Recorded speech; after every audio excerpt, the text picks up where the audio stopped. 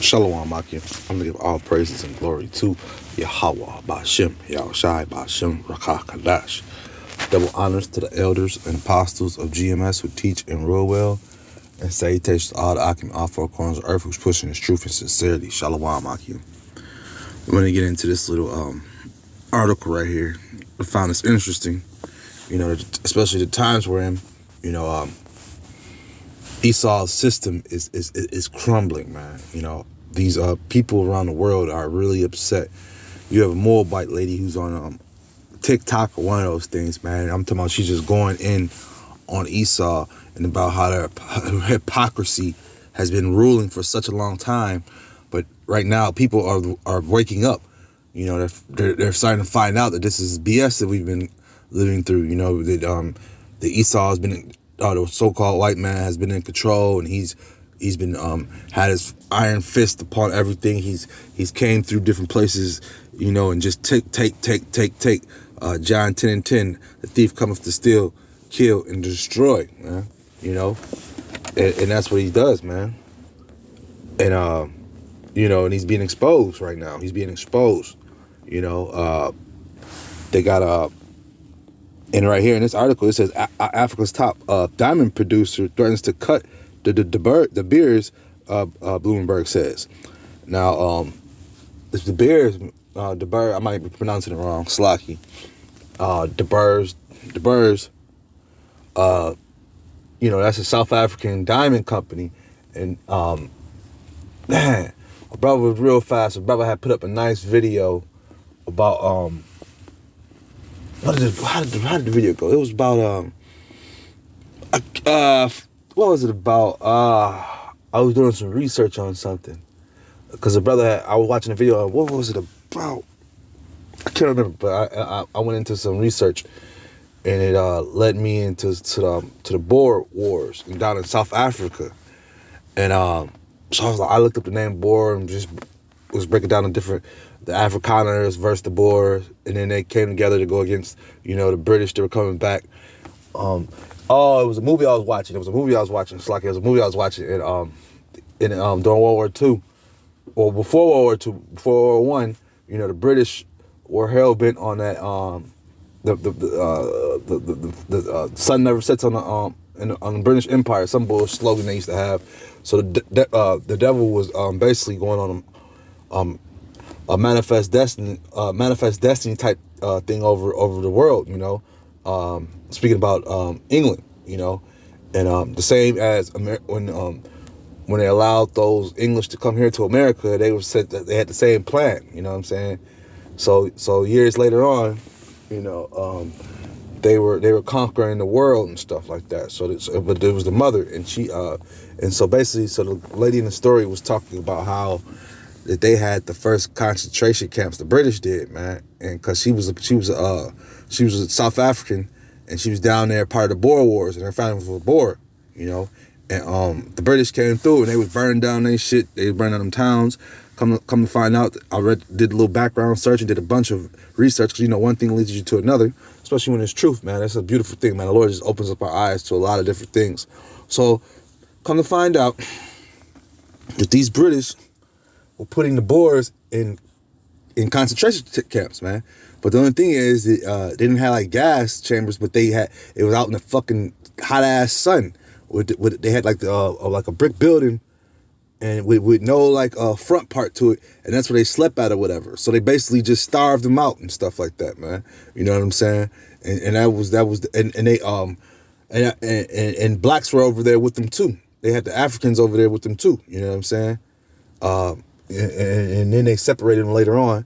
And also a key thing too in the Boer Wars that I found interesting, the Afrikaners, the Afrikaans, and the Boers, they came together with the English, who they were going against, but their plan was to not allow us to get guns. You know what I'm saying? So they were like, we don't even want them to help us. But eventually the British took us on and helped. And of course the Boers did, of course, too, as well. So, because, the crackers, they ain't going to be able to do it all by themselves, So they enlisted us.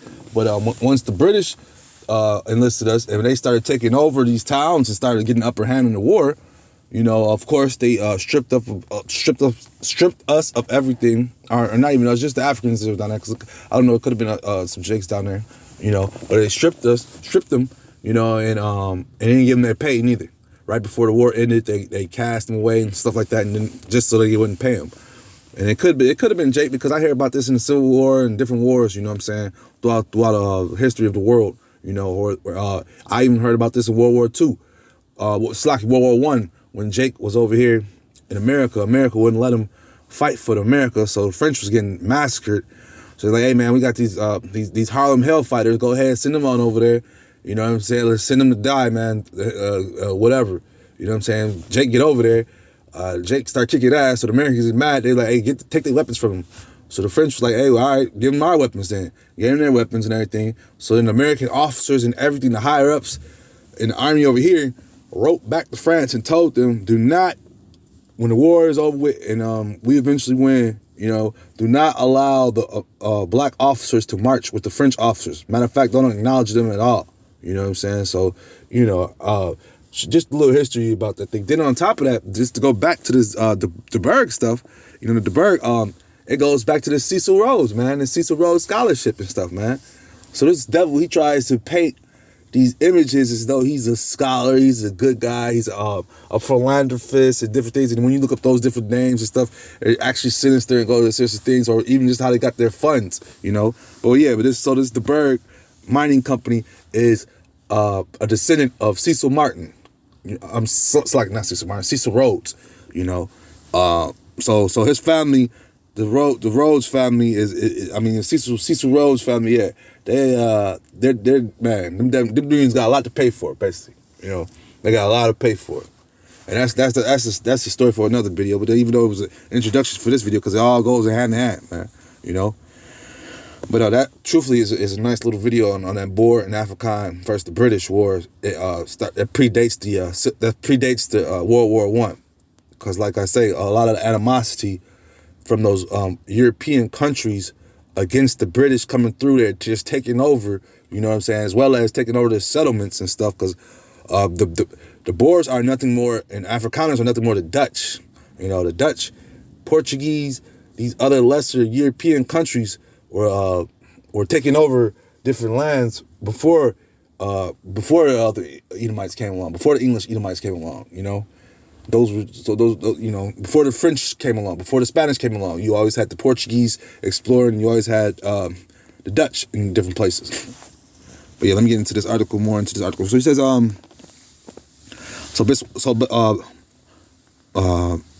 will take a 24% stake in Belgium gem trader HB Antwerp. The country's president, Masai, stated on Monday. According to Bloomberg, the move could reportedly change the country's decades-old agreement with South African diamond giant De Beers.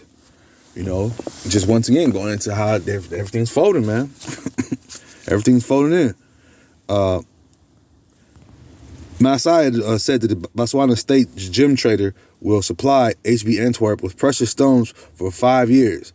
The announcement comes as the South African nation has been negotiating a new agreement with De Beers, under which most of the country's gems will be mined by a joint venture. Botswana is Africa's leading diamond producer and the second largest worldwide after Russia. Sales of the diamonds would still be handled by a South African company. Salaki, I wanted to get into a certain part. Just break it down. So basically, yeah. So the country is basically getting ready to take back some of those diamond mines, but it's coming at a small percentage. And here, there's the percentage. Under the current deal, a joint venture between De Beers and Botswana's government will sell 75% of its output of De Beers, while 25% goes to the state-owned diamond company. You know what I'm saying? So they're still lacking. So I wonder what the percentage was before, but you know, the Bears are losing some of their ground over there. But eventually, you know, they're going to be wiped out. You know, those people are going to, you know, say enough's enough. You know, even though the numbers are moving up and moving slowly and stuff, but you know, hey, people waking up, man. That's the name of the game, man. People are waking up, man. You know, they're getting sick and tired of Esau's just tyrannical control over their markets, over their way of life. You know, this is just out of hand, man. And like I'm telling you, the Birds is nothing more than Cecil Rhodes, man. Cecil Rhodes, that's the descendant of his family, man. Ecclesiastes 7:7, surely oppression make a wise man mad, and a gift destroyeth the heart, man. Gift, you know, that they were, Esau, you know, gave a little, but guess what, man? You know what I'm saying? Them people was mad, man. You oppressed that whole country because they had something called apartheid down there, man. And then you were still sending them to work in them diamond mines, even though they was in some jacked up, man. The things that Jake went through in the 60s was magnified 100 times in that in them apartheid movements, man. I've seen them Serafina movies. I've seen the few movies where they got of the kids when them damn police come through there at night and them night raids and just kick in the doors of the shanty towns and grab the kids in the middle of the night. The parents can't do nothing. And they got the water hose on the trucks, and at night in that South Africa area, it gets real cold, drops below zero. They just spraying kids down with water so they get freezing cold and go get colds and stuff like that.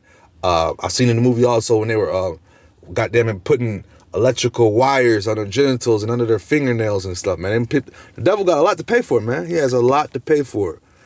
Ecclesiastes 7:7, surely oppression maketh a wise man mad, man. And then people are upset, man. You know, they remember those times, man. You know, you go to those South African farm wars, man. That was a few years ago, man. I don't know if that's been quelled somewhat, man, because I ain't been hearing about it too much. But I know that they were calling on the government. The government was like, man, there ain't too much we could do. So they're like, all right, don't worry. They started their own little militia group out there, man. But guess what? Those Africans over there, they got their own stuff too, man. And they know that land, man. And they don't care, because that's going to just make them come harder. And that is what's making them come harder, man. Because now when they raid the houses, they're not just looking to steal, they're looking to kill, man. You know? So times is getting rough out here, man. The devil's his riches and everything, it's all crumbling right before his very eyes, man. You know? Bring this up. This is Proverbs 11:4. Riches profit not in the day of wrath. The day of wrath is coming upon Esau real soon, man. You know, it's the bird company ain't got too much longer down there, man. Them people are waking up, man. They waking up, man. But the righteous deliver from death. The righteousness of the perfect shall direct his way, but the wicked shall fall by his own wickedness, man. And because of Esau's greediness, because of his will to just try to go take over everything and anybody, you know, that's going to be his downfall, man, you know. And we see that happening right before our very eyes, as well as we see that in the history. We know what happened to Rome. All roads led to Rome at one point, man, you know. And what happened when Rome dried up, man? The money, they started chipping away at the money. The money wasn't worth what it was. Not only that, they couldn't get the money to the different militaries like they wanted to. You had certain points in the military where certain generals had more money than other generals. Therefore, if I don't feel like bringing my army over there, I don't have to bring my army over there. So it started deteriorating Rome like that because you had conflict. You also had too many damn wars on different fronts. America has wars all over the place, man. And who's the mother? Britain, England, and who they protected? Goddamn them small hatters over there, man. You know, them Tel Aviv boys, man. With that being said, I'll just edifying. Shalom, Maki.